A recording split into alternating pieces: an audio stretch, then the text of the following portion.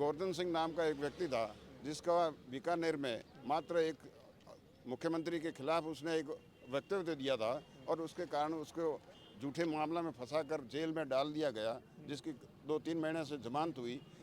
वकील ये सब चाहते हैं कि जैसे जोधपुर में जो हत्याकांड हुआ तो उस वकील ने अपने पुत्र की हत्या के बारे में अपराधियों के विरुद्ध पैरोकारी की और उससे आक्रोशित होकर अपराधियों ने सरेआम मुख्यमंत्री और गृह मंत्री के जिले के अंदर उसकी निर्मम हत्या कर दी गई। तो उनके विरुद्ध स्ट्रांगली वो पैरोकारी करते हैं, तो उनको रोकने के लिए राजनेताओं का भी दबाव रहता है और राजनेताओं के दबाव में नहीं रुकते हैं तो वो गैंगस्टर के मार्फत वकीलों पर हमले भी करवाते हैं। दुख के बहुत बड़े बड़े वकील थे, उनके पास में मर्डर के प्रकरण होते थे, चोरी, मोटी डकैती, रैप के मुकदमे कम होते थे। अब तो आए दिन मतलब कहीं न कहीं बाड़मेर जैसे छोटे शहर के अंदर बहुत बड़ी बड़ी घटनाएं होनी शुरू हो गई है।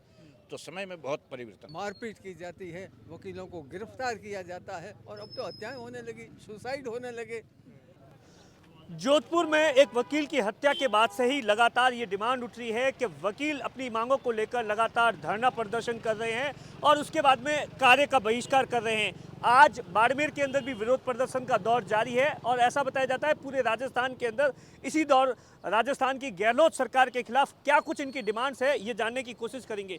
सर, क्या कुछ जो जिस तरीके से जोधपुर के अंदर घटना हुई थी, गहलोत सरकार का ये कहना है कि उस मामले में त्वरित कार्रवाई कर दी गई थी, उसके बाद क्या कुछ मांग है आप लोगों की?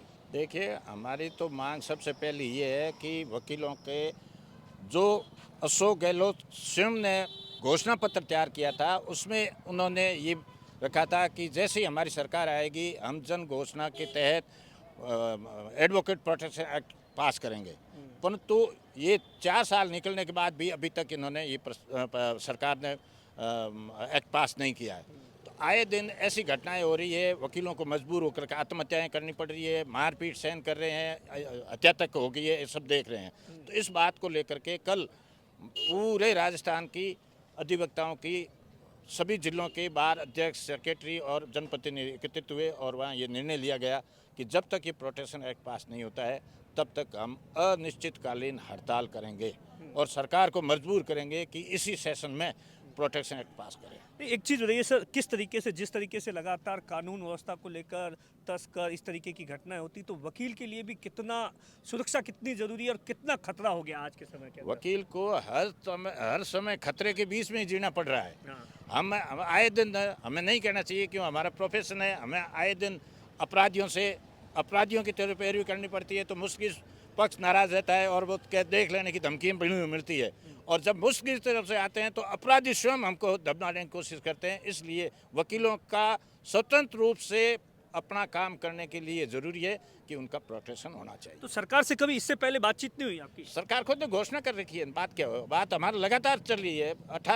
2018 से हमारी बार काउंसिल जो गवर्निंग बॉडी है वो लगातार प्रयास कर रही है इस समय। अच्छा सर, अब तो इतना समय हो गया है, किस तरीके से वक्त बदल गया है एक वकील के लिए काम करना, पेशा करना और उसके बाद में उसकी सुरक्षा, तमाम तरीके के सवाल है। इस देश के अंदर कानून का राज्य है, रूल ऑफ लॉ, और उस रूल ऑफ लॉ को लागू करने वाले एडवोकेट्स होते हैं।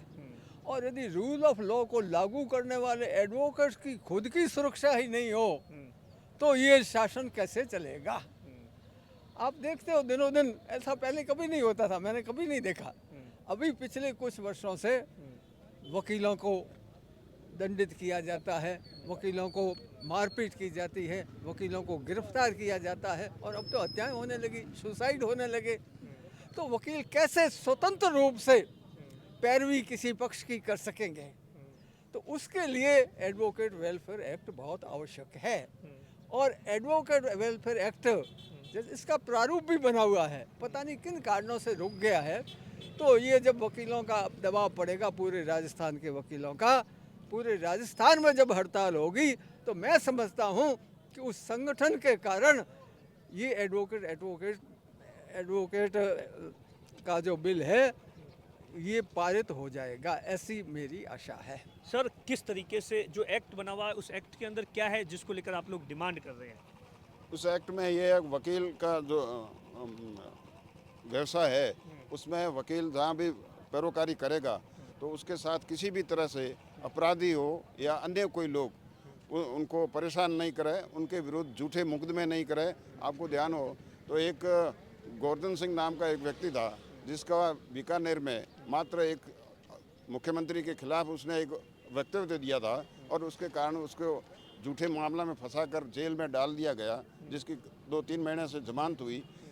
वकील ये सब चाहते हैं कि जैसे जोधपुर में जो हत्याकांड हुआ तो उस वकील ने अपने पुत्र की हत्या के बारे में अपराधियों के विरुद्ध पैरोकारी की और उससे आक्रोशित होकर अपराधियों ने सरेआम मुख्यमंत्री और गृह मंत्री के जिले के अंदर उसकी निर्मम हत्या कर दी गई।